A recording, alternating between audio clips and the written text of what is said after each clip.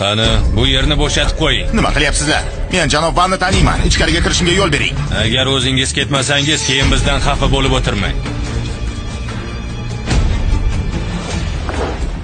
Janob, xush kelibsiz.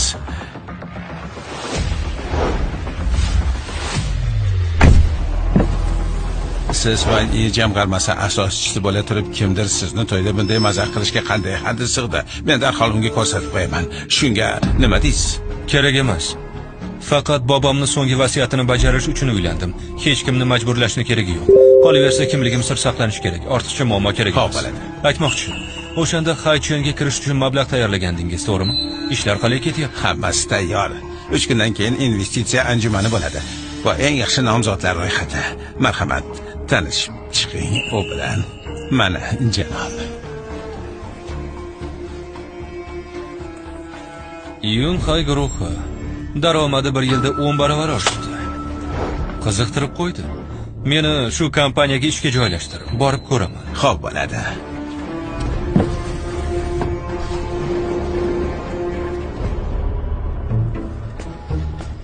Yunxay guruhi. Ishongim kelmaydi. Menday mashhur odam mittigina kompaniyaga ishga kirish uchun ham baribir suhbatdan o'tishimga to'g'ri kelyapti. 3 kundan keyin janob Suning o'zlari investitsiya anjumanini o'tkazadilar. Borib tayyorlan. Biz albatta Vani jamg'armasidan sarmoya olishimiz shart. Sen xonim, nega bu investitsiya anjumaniga bunchalik katta ahamiyat beryapsiz? 2 yil oldin janob Su moliya ko'chasida paydo bo'ldi. Yarim yilda Vani jamg'armasini tuzib 100 dan ortiq bankni sotib oldi. Endi u moliya dunyosidagi daho. Men esa ana shunday erkakka turmushga chiqishni orzu qilaman. Bu anjumanda janob Su ham bo'ladilar. Shu bahonada ular bilan tanishib, tuyg'ularimni bildirmoqchiman. Uyingizdagi erkak nima bo'ladi, a? To'ydan qochgan bo'lsangiz ham bobongiz nikohingizni qayd ettirgan-ku, xonim. Hech qachon o'zim ko'rmagan na qobiliyati, na kelib chiqishi bor odamga men qanday qilib turmushga chiqaman? Keyinchalik qo'liga ozroq pul berib undan qutulaman. Bor, menga qahva olib kel.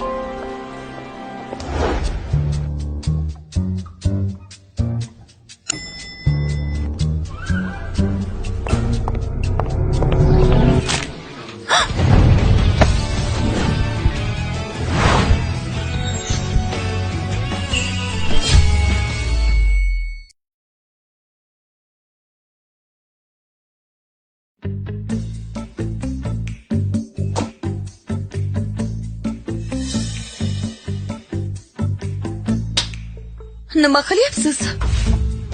Go'zal qiz, noto'g'ri tushundingiz. Kolgotkangiz yirtilib qopti.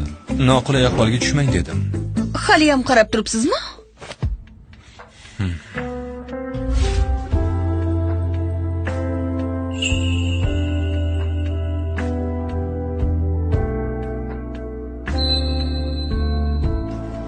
Ana bo'ldi.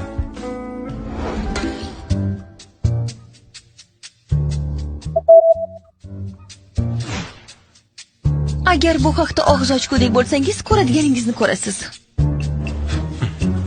Bu kim bo'ldi o'zi? Aytishlaricha, kompaniyani boshlig'i Xaychiyni birinchi raqamli go'zal xonimi ekan. Yigiti bormikin, a? Xayol ham qilmam. Eshitishimcha, bu go'zal boshliq kecha turmushga chiqibdi. Eri esa bir bechora kambag'almish. Yo'q, Bas qilinglar. Sen xonim keldi.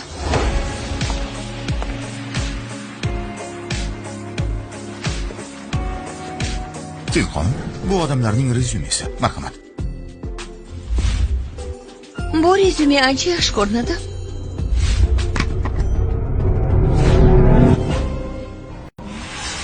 Sen xonim, nima bo'ldi? Bu rezyume bu yerga qanday kelib qoldi?